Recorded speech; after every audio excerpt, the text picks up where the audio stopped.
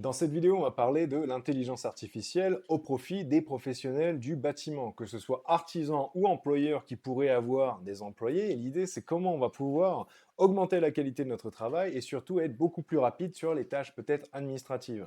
Dans ce sujet que j'ai pris, ça va être la création de présentations professionnelles, mais aussi l'analyse intelligente de documents. Donc on va pouvoir donner à l'intelligence artificielle des PDF et en extraire des informations pour pouvoir gagner du temps.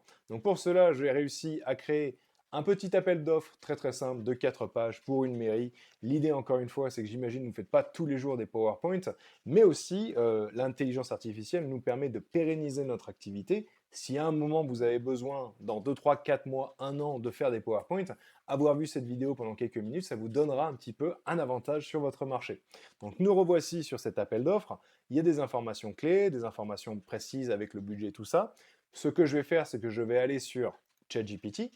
ChatGPT qui permet ensuite, regardez, de glisser un PDF comme ça directement de mon bureau ou de la base de téléchargement pour le télécharger, ou directement de cliquer sur le plus ici et d'aller chercher dans mon ordinateur. Au-delà de ça, donc là c'est bon, je vais pouvoir lui dire, est-ce que tu pourrais me faire une synthèse concise de cet appel d'offres, virgule, en me disant le budget, les informations clés, virgule, ainsi qu'à peu près une estimation des jours ouvrés qu'il faudrait par corps de métier pour pouvoir réaliser ces travaux.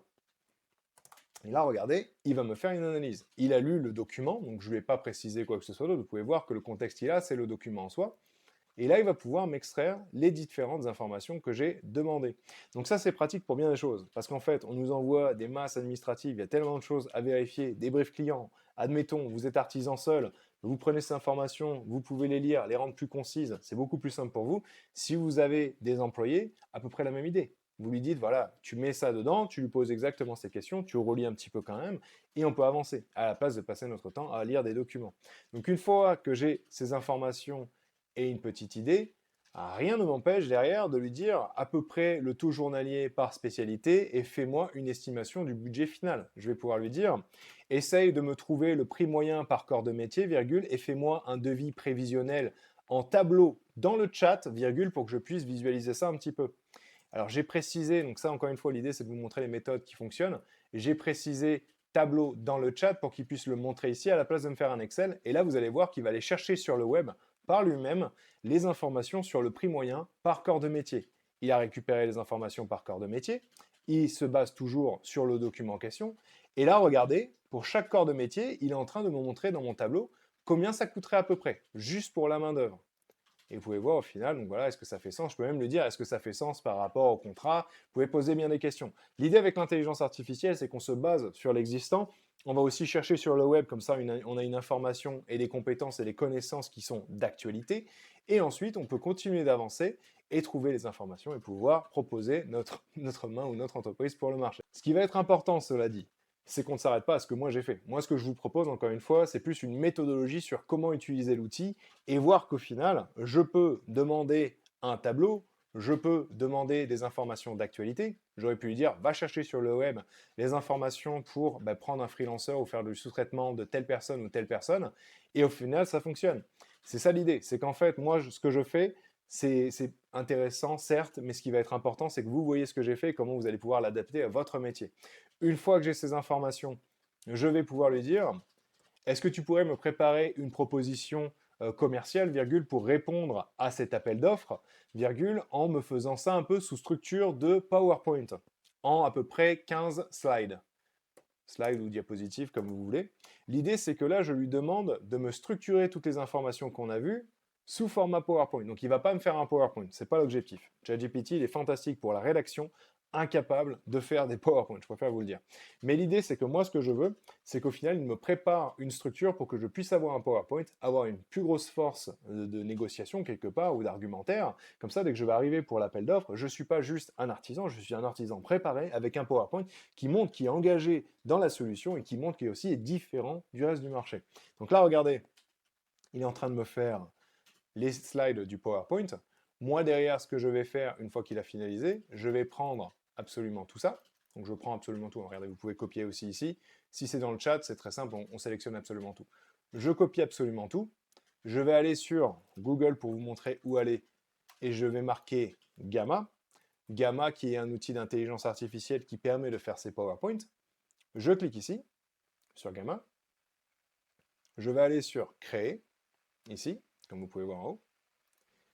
Et ensuite, je vais coller mon texte. Donc là, j'ai plusieurs options. Je vais prendre coller mon texte pour que ce soit fidèle à ce que j'ai donné. Je lui donne tout mon texte. Derrière, en bas, je peux créer une présentation, donc c'est l'équivalent d'un PowerPoint, une page web, des documents, mais on va rester sur le PowerPoint pour le moment. Je clique sur Continuer. Et là, je vais pouvoir modifier, changer de 3 éléments. Je vais pouvoir dire à qui je m'adresse, comment je veux qu'on les adresse. C'est là où, par exemple, vous pouvez définir un petit peu la typologie ou le ton qui marche avec votre client, s'il faut être professionnel ou sobre, ou s'il faut être extrêmement diplomatique, administratif, comme le gouvernement aime, ça fonctionne très bien. Et là, regardez au-dessus, encore une fois, le petit secret, ça va être les instructions supplémentaires. Je vais pouvoir lui dire, fais en sorte que ce soit structuré et bien impactant, virgule, car ça va être pour un appel d'offres pour le gouvernement. Donc là, j'ai mis ces informations.